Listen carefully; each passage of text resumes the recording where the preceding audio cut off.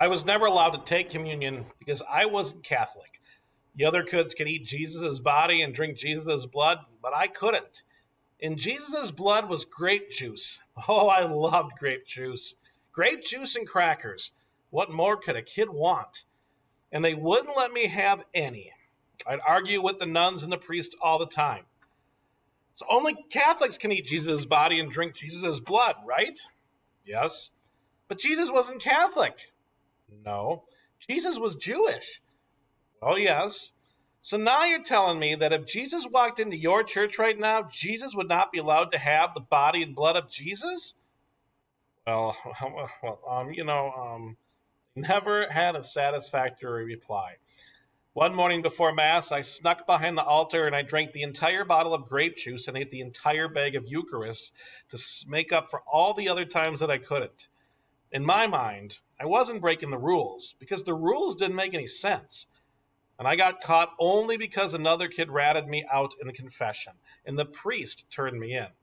No, no, I protested. You've broken the rules. That's confidential information. The priest isn't supposed to repeat what you say in confession. They didn't care. The school could break whatever rules it wanted.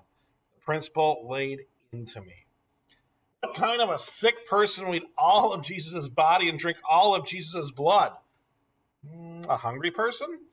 I got another hiding and a second trip to the psychologist for that one. Third visit to the shrink came in grade 6. The kid was bullying me. He said he was going to beat me up, and I brought one of my knives to school. I wasn't going to use it. I just wanted to have it. The school didn't care. I wasn't going to use it. I didn't want to have it. The school didn't care. This was the last straw for them. I wasn't expelled exactly. The principal sat me down and said, Trevor, we can't expel you. You need to think hard about whether you really want to be at Maryvale next year. I think he thought he was giving me an ultimatum and would get me to shape up.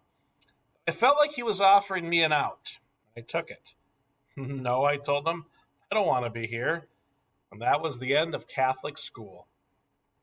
Funnily enough, I didn't get into trouble with my mom when it happened. There was no whooping waiting for me at home. She lost the scholarship when she left her job at ICI, and paying for private school was becoming a burden. But more than that, she thought the school was overreacting. The truth is, she probably took my side against Maryvale more often than not. She agreed with me 100% about the Eucharist thing. Let me get this straight, she told the principal. You're punishing a child because he wants Jesus' body and Jesus' blood? Why shouldn't he have those things? Of course he should have them. When they made me see a therapist for laughing while the principal hit me, she told me the school that was ridiculous too. Clearly you don't know how to hit a kid. That's your problem, not mine. Trevor's never laughed when I've hit him, I can tell you. That was the weird and kind of amazing thing about my mom. If she agreed with me that a rule was stupid, she wouldn't punish me for breaking it. She and the psychologist agreed that the school was the one with the problem, not me. Catholic school is not a place to be creative and independent. Catholic school is similar to apartheid in that it's a ruthless authoritarian and its authority rests on a bunch of rules that don't make any sense. My mother grew up with these rules and she questioned them. When they didn't hold up, she simply went around them. The only authority my mother recognized was God's. God is love and the Bible is truth. Everything else was up for debate. She taught me to challenge the authority and question the system. The only way it backfired on her was that I constantly challenged and questioned her. When I was 7 years old, my mother had been dating her new boyfriend, Abel, for about maybe a year. At that point, I was too young to know who they were to each other. I was just, hey, that's mom's friend who's around a lot. As a black person back then, if you wanted to live in the suburbs, you'd have to find a white family renting out their servants' quarters, sometimes their garage, which was what Abel had done. He lived in a neighborhood called Orange Grove in a white family's garage, which he turned into a cottage type thing with a hot plate and a bed. Sometimes he'd come and sleep at our house, and sometimes we'd go stay with him. Staying in a garage when we owned our own house wasn't ideal. Orange Grove was so close to my school and my mom's work, so it really had its benefits. This white family also had a black maid who lived in the servants' quarters in the backyard, and I'd play with her son whenever we stayed there. At the age my at that age, my love of fire was full bloom. One afternoon, everyone was at work, my mom and Abel and both of the white parents, and the kid that I was playing with together while my mom was inside taking care of the housekeeping. One thing I loved doing at the time was using a magnifying glass to burn my name into pieces of wood. You had to aim the lens and get the focus just right, and then you got the flame, and then you moved it slowly, and you could burn shapes and letters and patterns. Oh, I was fascinated by it. That afternoon, I was teaching this kid how to do it. We were inside the servants' quarters, which was really more of a tool shed added to the back of the house, full of wooden ladders, buckets of old paint, turpentine. I had a box of matches with me, too, all my fire making tools. We were sitting on an old mattress that they used to sleep on the floor, basically a sack stuffed with straw. The sun was beaming through the window, and I was showing the kid how to burn his name into the piece of plywood. At one point, we took a break to go get a snack. I set the magnifying and the matches on the mattress, and we left. When we came back a few minutes later, we found the shed had one of those doors that self-locks from the inside. We couldn't get back in without going to get his mother, so we decided to run around and play in the yard. After a while, I noticed smoke coming out of the cracks of the window frame. I ran over and looked inside. A small fire was burning in the middle of the straw-filled mattress where we left the matches and the magnifying glass. We ran and called the maid. She came, but she didn't know what to do. The door was locked, and before we could figure out how to get into the shed, the whole thing caught on fire. The mattress, the ladders, the paint, the turpentine, everything. The flames moved quickly. Soon the roof was on fire, and from there the blaze spread to the main house, and the whole thing burned and burned and burned. Smoke was billowing into the sky.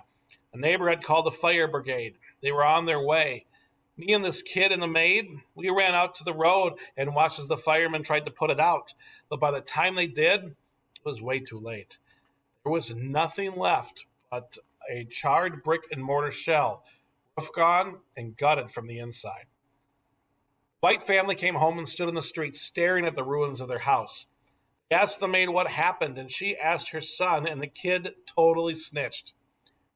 "Trevor had matches," he said. "The family said nothing to me. I don't think they knew what to say. They were completely dumbfounded. They didn't call the police, didn't threaten to sue. What were they going to do, arrest a 7-year-old for arson? And we were so poor you couldn't actually sue us for anything. Plus, they had insurance. So that was the end of it." Kicked Abel out of the garage, which I thought was hilarious because the garage, which was freestanding, was the only piece of the property left unscathed. I saw no reason for Abel to have to leave, but they made him. We packed up his stuff, put it into our car, and drove home to Eden Park. Abel basically lived with us from then on. He and my mom got into a huge fight. "Your son has burned down my life." But there was no punishment for me that day. My mom was too much in shock. There's naughty, and then there's burning down a white person's house. She didn't know what to do. I didn't feel bad about it at all. I still don't. The lawyer in me maintains that I am completely innocent.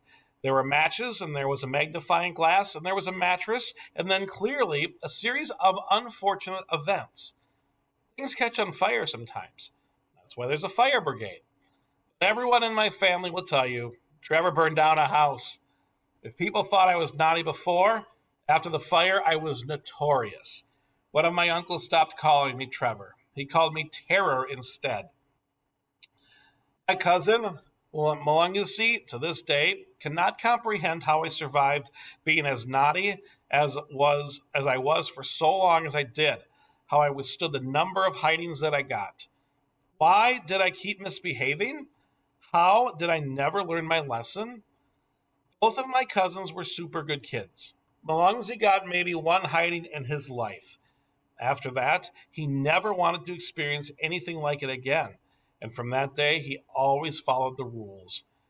But I was blessed with another trait I inherited from my mother, her ability to forget the pain in life. I remember the thing that caused the trauma. I don't hold on to the trauma. I never let the memory of something painful prevent me from trying something new. If you think too much about the whooping your mom gave you, the whooping that life gave you, you'll stop pushing the boundaries. It's better to take it, spend some time crying, and wake up the next day and move on. You'll have a few bruises and they'll remind you of what happened, and that's okay.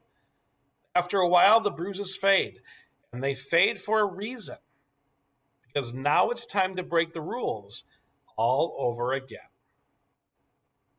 That is the end of chapter 6, Born a Cry.